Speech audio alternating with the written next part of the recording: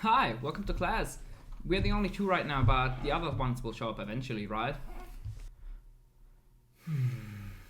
I hate my life. I hate my life. A Professor Sunreis Productions! Hello class, Professor Sunreis here. The Banlist is out. Your boy has been testing non-stop, and I have to say I kind of fell in love with the Dragonmaid package and also with the Assault Synchron. So in this video we will just going over a replay analysis where I think both of the engines were showing what they were capable of, especially as Assault Synchron package has been working out really well, and you will get lots of nice testing with it. The Dragonmaid package, I mean, going second it comes out, so a lot of times you won't be even playing with it, but going first it's definitely mwah, mwah, mwah. So without further ado, don't forget to seal, press on subscribe button, leave some feedback down in the comment section, and let's get right into the replay. So we are in the replay and we are playing against 21 Savage Dragon. I first thought this was going to be a mirror match, but it's actually not a mirror match. It's up against Vanquished Soul, and we have in the opponent's hand a Durandal, Dr. Madlove, Ash, Prosperity, and Imperm. So very good, well-balanced hand, and we have a Recharger, a Serenia, a Regained, an Ash, and a Seyfert.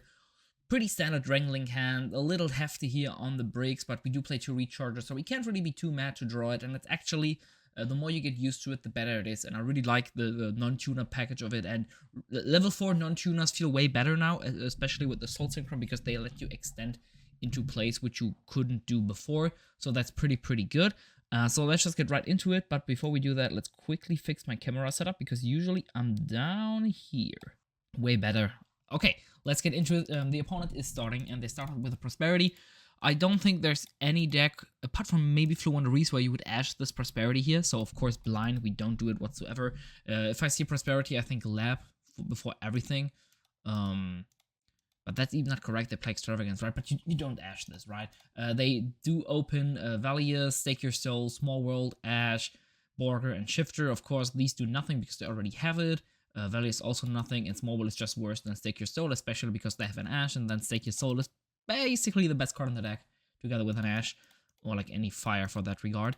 So they put all of those back, and now they will be going for the Stake Your Soul, show the Ash. You always Ash that, and that's a very good Ash, but they do have Dr. Madlove and Durandal still to extend their plays, but I don't know if that's full combo.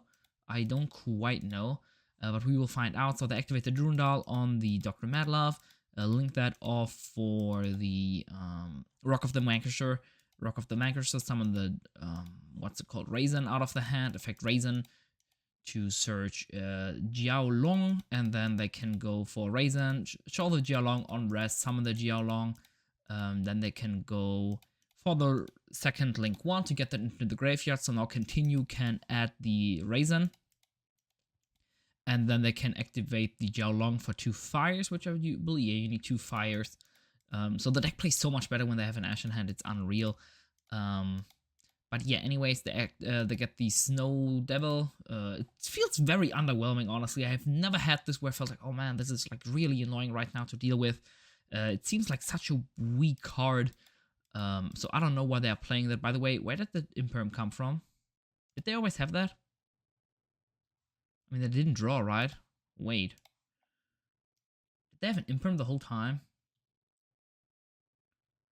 Where did that Imperm come from? Ash? Oh, yeah, okay, they drew... Okay. Yeah, that the whole time. I even said that. Anyways, so they just set up this board. It's a very fair board, and especially with a hand like this, we can play through that. Draw for turn, the Assault Synchron. Mwah, gotta love to see it. Going second, this card is so strong, it's unreal. So in draw phase, they go for the Jiao Long here, showing the 2 fires, getting a heavy Borger, so they have the Dark in there as well. Really good. We start with the normal summon Seyfert, especially against Vanquished Soul, always play into their zones, especially the Link zone is always free. The main monster zones, they can swap around, but the Link zone is always free, so the Raisin has to pop its own card as well. We go for the Seyfert here, pitching the Recharger, we get Ash on that. We're totally fine with that. We could have also used it on the Seyfert itself, but if that gets Ash, we are kind of screwed. And now we can take the power of the Rockets going second, especially into wider boards. It just feels so great to have these. Boot Sector get into Summon from Graveyard, having a free link 2 there is really good. So we use the Boot Sector because we don't want to commit into any of these. Regain gives us a free draw later on. And Serenia, together with the Assault Synchron, pushes a lot, and even afterwards we have the Sarania sending a Lubellian, giving us a safer ad to push even more. What we could have done here, because we're using SP, we could have activated the regain here, because we are trying to force out the background. If the opponent interacts with us, we can chain the SP, and then we could trigger the regain on one of the things we banish from the opponent to get rid of it immediately, and also drawing in the meantime. I think that was the correct play. I just missed it. So I think you should probably do that to give you more options further down the line. And now we can activate the regain. We know this is the trap, so we can just activate it in there. So you now use the Sarania to recycle the Striker Dragon. That's, I guess, the upside for that. So in theory, the Striker Dragon could still come up. We do have a Recharger in the graveyard. But I think the likelihood of that happening, we need to draw basically exactly Cool Up Serpent or Wyver Burster for that to happen here. Is super, super slim. So I think activating the regain here before would have been the correct play. We draw a Quick Launch, which is one of the plays which actually, like, summoning a Striker Ring here would actually do something, but now we can even force out more disruption of the opponent before we have to commit to the Assault Synchron, and we can still use the Assault Synchron plus the Magnamid or any other Bestial we get off the Sarania Safert combo to then immediately, like, push into the board even further. So that's really, really good that we drew the Quick Launch here, because this forces out something now, and we still have a backup plan even afterwards, so that's really, really good. So they activate Raisin here to go for the Valius. They cannot use it because they need to fire Dark, and they only have Earth Dark, so they need to bounce their Jialong here. And when they do that, we do chain the Tracer on the Sarania to trigger the to destroy the Tracer, to destroy the Sarania. So once they summon a body, we are actually able to just revive the with the regain. We basically get a free pop here. It does Dark Lock us, but it's a free body, which I really wanted, because this game could still go into a grind game, and leaving the Boot Sector on the board feels really, really good for that. We know that they cannot activate the Snow Devil for the 3, because they are lacking the last attribute, which is in this case the Earth, and they don't have a way of getting that back. So that's really, really good for us. So we sent the Lubellian. Here, playing a second tuner target would be very, very great, because we know that they will destroy that, right? But in the end, we cannot really change that. And I think the 2 recharges is just better, especially because we play Assault Synchron and we have more tuner access, right? I'm thinking if we would have summoned the Tracer here, if we could have done something differently, because they had the Jialong there. I guess that would have been the better play, right? Or not summon the Sarah. Anyways, it doesn't really matter, right? So we now use the Safert for the Lubellian, and then activate the Lubellian, and from here on it's just free real estate. We go for the Magnamid, and then we activate the Magnamid, banishing the Recharger. Doesn't really matter because we have one as well. Activate the Magnamid, and then we can go for... Could we go for a Lubellian here? I don't know why. Yeah, because I am Dark Locked. This is one of the downsides for the free body. We are Dark Locked, so the Assault Synchron feels a little weird here. And you probably didn't need to do that, but because we knew all of the interactions the opponent had, I guess saving the Boot Sector is the best play, because we know there's no interaction anymore. But now we have to use that to go for the Dispater, and we cannot get that free add back, like, or the free summon of the Assault Synchron, because we cannot go into the Exile Synchron route, right? But in the end, it's fine, because we just make a Borrowland here, and Borrowland is just game at this point. They can't really do anything to this. Borrowland really, really good against Vanquished Soul, because the board is so wide, and they have a free 0 attack monster and attack, which you can always run over. Borrowland always does a shit ton of damage against that deck. Game 2, we have Pancatrops. We are only playing with 1, of course. And it feels really, really good. I like it at 2, so I will definitely be testing with it. Druid's Worm, Lubellian, Imperm, and Quick Launch. Really solid hand. They are on Panthera, Continue, Raisin, Imperm, and Shifter. You don't like to see that. So they start out with a Raisin. Imperm on that Raisin here would have been actual game, but you never know that. So in the end, what are you going to do about it? They search your Heavy Borger. You hate to see it. And activate the Heavy Borger. I think you just have to take these, especially with the Pancatrops. You are fine with playing into their board a little more. Imperm is also never dead, because you can just use it on the Link 1. And because you have such a good target on the Link 1 with the Imperm, I think it's fine to save it and not go for the gamble, but maybe you have some other opinions on that. It's definitely, like, always you have to evaluate your hand, but if your hand is good, I think keeping the Imperm is correct. Them showing the Shifter here of the Heavy Borger, definite BM. You just hate to see it. We drew another Imperm, which is probably one of the best draws here, because we do have a pretty solid engine to play under Shifter. And then we have a shit ton of non-engine as well, right? We have follow-up, we have a Baron or a Synchro 10 line, and then we have 3 non-engines, especially 1 Pancratops in a simplified game state does a lot of work, and the deck also cannot play under Shifter the way it could without a Shifter, right? They cannot use the add back of the link, so that is really solid for us. They activate the Shifter in the draw phase, they use Heavy Borger, draw an Imperm, and then we summon the Pancratops, we use the Drew's Worm on the Shifter, we chain the Quick Launch, probably doesn't really matter. I think there are very few things which actually matter here. The only thing which you could think about is like any floodgates, but Pancratops would out the floodgate regardless, right? So it doesn't really matter. And then we decide to go for Baron here. This Pater, while also good, isn't as crazy in my opinion here, but you could maybe make the call, but because we don't have anything to do with the revived body of this Pater, I feel like going for Baron is just better because it's the better disruption and it hits basically everything. This Pater is good because it hits all of the tag out monsters like the Heavy Borger in the hand, but it's worse against the Raisin, for example, so I don't think you really need it. And we have the Imperms for all of those summons, and then we can just use the Baron on the ones in the hand to punish them. I guess this Pater does the same at that, but Baron does out, yeah, that's why I went for it, of course. The Baron does out the back row, so if we went for this Pater here, we had no way of interacting with that, and then I would have just used Imperm on our Dispater. We wanted to keep the Pancratops, we keep the Baron as well, so that's pretty solid. You go battle phase, run over both, and suddenly, under Shifter, we broke their board, and we have 4 disruptions plus 1 line of follow-up, so that's a pretty decent spot to be in, especially under Shifter. They draw for turn a Stake Your Soul. That's a pretty decent pickup because they have all of the attributes you could want. They start off with an Imperm on the Baron. Sucks, but I guess the Baron is still a threat for the opponent. They still have to out it. They use the Stake Your Soul on the Panthera. Now summoning the Valius out, and they can use the Valius as well, showing us all the attributes. Pretty strong. Here we have multiple options, but I think just going for the Imperm is the correct one. This forces them into battle phase to out the Pancratops. We survive the turn. They cannot out the Baron immediately. And we still have an Imperm plus a Lubellion afterwards. So I think this is definitely the correct play here. And it just feels good. That we use the Pancratops, out the Valius, easy peasy, lemon squeezy. They go for the Panthera. They act normal summon Raisin effect. We Imperm here, so they cannot later on use it to pop this Baron either. They do have a Dark, which we know of. They could have searched the Fire, and then that would have been very strong for them.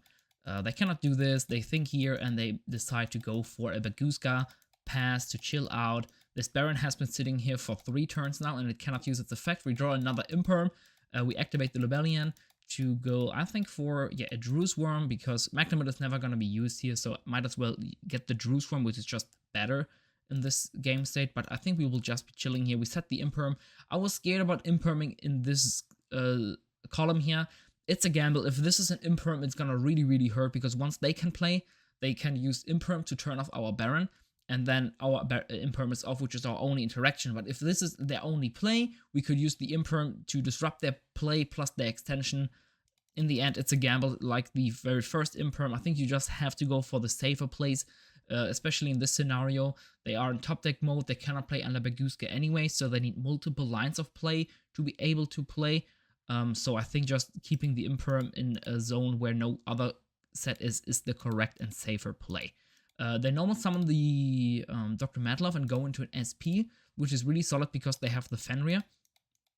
And they use the SP, and we have the Baron, and we chain the Baron to negate, and they chain the SP to banish both of them, which is really fine for us because this allows us to keep the Baron on the board. If you would have chained the Imperm there, the SP Lunelight would have been destroyed, and the Baron wouldn't have been alive anymore. Now they have a Baron which they cannot deal with, and it's always going to be coming back, and we are guaranteed to play Baron Control against the opponent who has 1 card in hand and 1 card in their spell and trap zone. Plus we still have the Drew's Worm Lubellion line, which is actually live because now they have Dr. Madlove in there, which is really good, right? So they summon Fenrir, probably the best thing to have here. Search Rise Heart, and now they go for the Vanquish Soul, and imagine we would have Impermed this here. That would have been insane. Now if the Imperm was here, Imperm on Fenrir, we turn off the set as well, and it would have felt so great. We couldn't do this, so they get the Raisin as well, but they can just summon that, right? Yeah, they can summon or add. They get the Raisin, but we still have the Imperm, right? So it still does its job. It just doesn't go 2-for-1.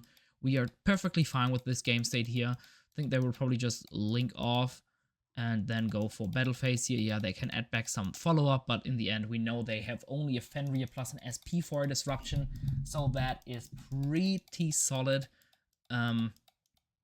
We get the Baron, and they get the SP, and we draw into a Talents, which is pretty solid. Here we have to think, we could go into battle phase immediately, but this allows them to summon with the Raisin and then get immediate follow-up, which we don't really want to.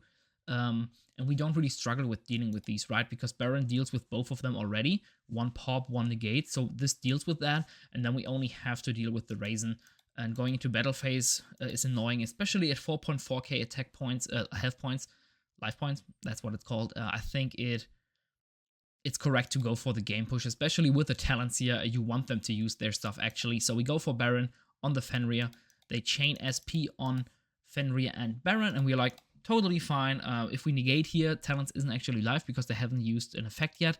So we are fine with that. The Baron is still there. It lingers. The opponent cannot play. I mean, with the Fenrir, yeah, the Baron is less good, but the Baron still deals with the Fenrir, right? So that's pretty solid. We go for Talents. We draw 2 Bystials. One Bystial plus another Talents. Oh, that's a little iffy, and we don't play in a tomb, you have to remember. So this isn't as good as it can be, but we can just go into battle phase, use the Druid Swarm here on their Dr. Madlove. They cannot only use this in battle phase, right? So this is just now turned off. I think they were greedy here. Maybe they wanted me to, like, maybe, we already used 3 Imperms, right?